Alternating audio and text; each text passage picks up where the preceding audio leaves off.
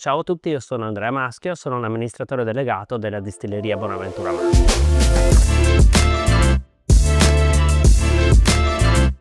Io rappresento la quinta generazione di una famiglia che distilla. E tutto è nato dal nonno di mio nonno e dalla sua passione. Lui faceva il boscaiolo, era una famiglia di boscaioli, con la voglia e la passione di distillare. A un certo momento questa è diventata talmente forte, talmente grande, che ha deciso di cambiare vita, di buttarsi in un'avventura completamente nuova e forse il suo entusiasmo, la sua passione, poi è riuscito a trasmetterla ai figli e ai nipoti fino a me. I due valori fondamentali sono da un lato un senso della tradizione molto forte, avendo 4 generazioni alle spalle ti rinforzano queste spalle, dall'altro la voglia di fare qualcosa di tuo, di raccontare la tua storia personale e per cui di interpretare questa tradizione dando nuova linfa, in qualche modo come riaccendere la fiamma di questa tradizione. La parte di impiantistica in realtà è quella di una volta. Per alcuni prodotti usiamo ancora degli alambicchi di mio nonno, per altri, magari in modo particolare per l'acquavite d'uva, sono impianti che abbiamo portato in azienda negli anni 80, però avevano 50 anni alle loro spalle, erano vecchie bull di concentrazione del pomodoro degli anni 30 e 40. Sono impianti che ti raccontano una storia, ti danno un valore aggiunto. Spesso è una questione di come li usi l'impianto, di come tratti la materia prima. Allora lì ci possono essere 1000 innovazioni, però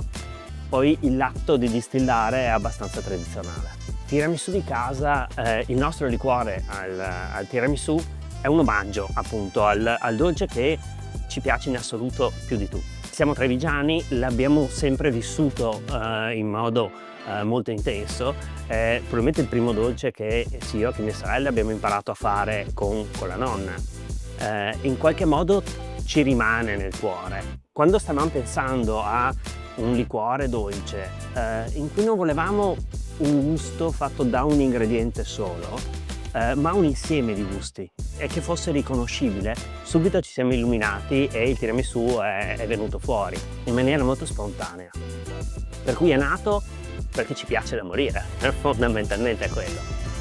L'idea di portarlo in un liquore è per tenerlo sempre a portata di mano, per averlo sempre pronto, frigo o nel bar di casa. Ogni volta che si pensa a un prodotto c'è bisogno di sperimentazione, c'è bisogno di provare, di tarare tutti gli ingredienti e tutte le tecniche che ci possono essere. E anche in questo caso ovviamente è successa la stessa cosa. In qualche modo siamo partiti dalla ricetta originale del dolce per poi pensarla in un liquore. È chiaro che devi un po' cambiare l'approccio.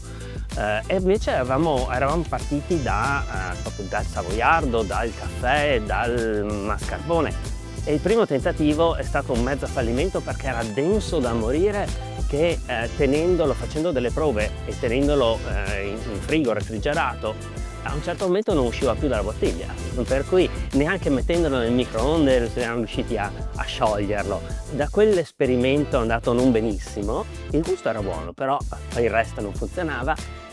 Abbiamo iniziato a lavorare per renderlo il più fluido possibile, in modo che fosse meno crema ma più liquore, per poterlo magari abbinare anche a dei dolci, a dei biscotti e perché no anche al tiramisù.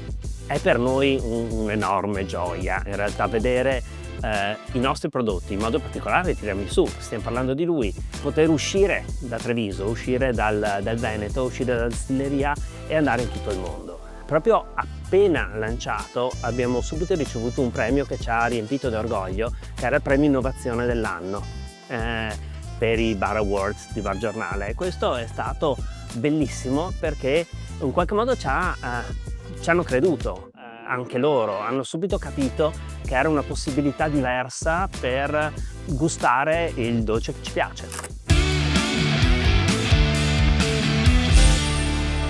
Perché si dice l'acqua marsissa ai pai?